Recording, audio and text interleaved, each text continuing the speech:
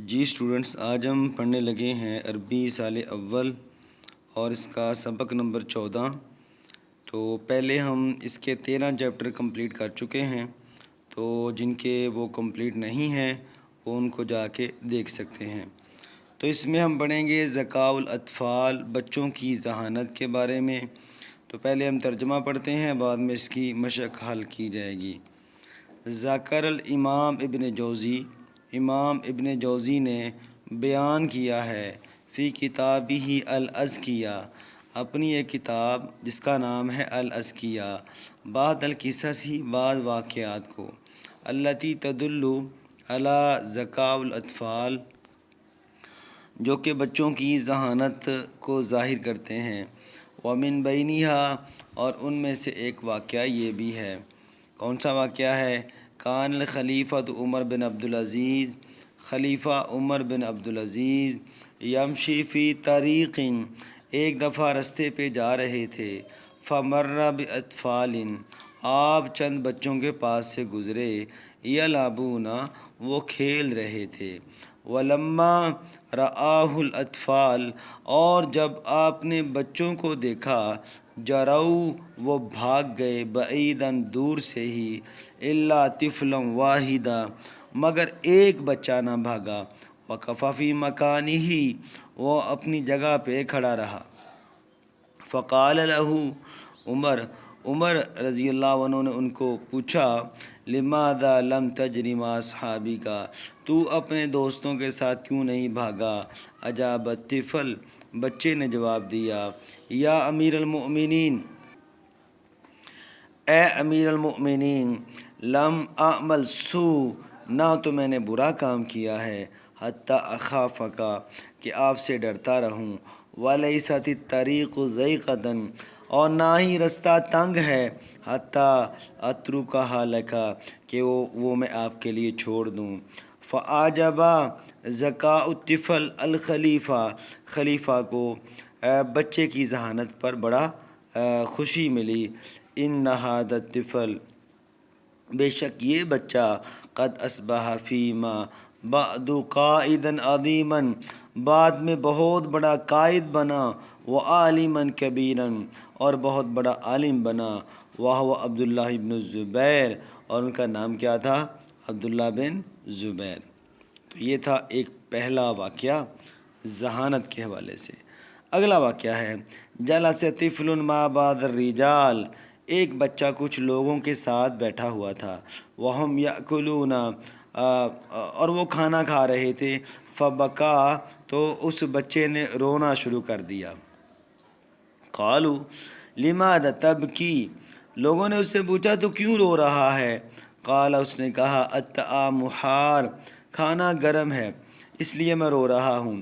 قالوا، تو لوگوں نے کہا، اترکہ حتی یبرد، تو تم کھانا چھوڑ دو یہاں تک کہ ٹھنڈا ہو جائے۔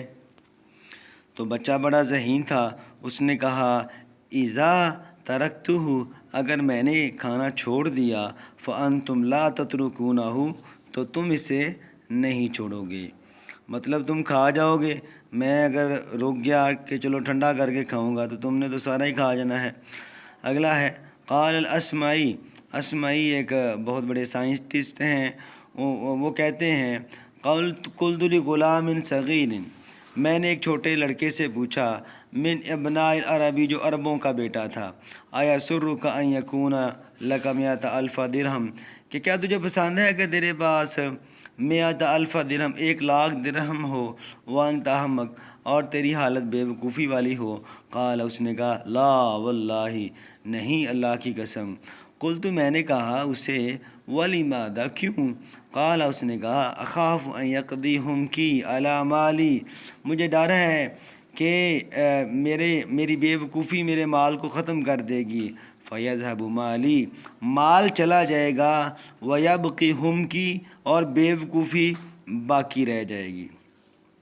لما صار عمر بن عبدالعزیز خلیفہ، جس وقت عمر بن عبدالعزیز خلیفہ بنے، جاءت الیہ الوفود، آپ کے پاس وفود آئے، لتسلم علیہ، تاکہ آپ کو خوش آمدید کہہ سکیں، مبارکباد دے سکیں۔ ولما دخل وفد الحجاز، جب ان کے پاس حجاز کا وفد آیا تقدم غلام صغیر، تو ان کی جانب ایک چھوٹا بچہ انہوں نے آگے کیا، لیتکلم بسم الوفد، تاکہ وہ وفد کی جانب سے گفتگو کر سکے۔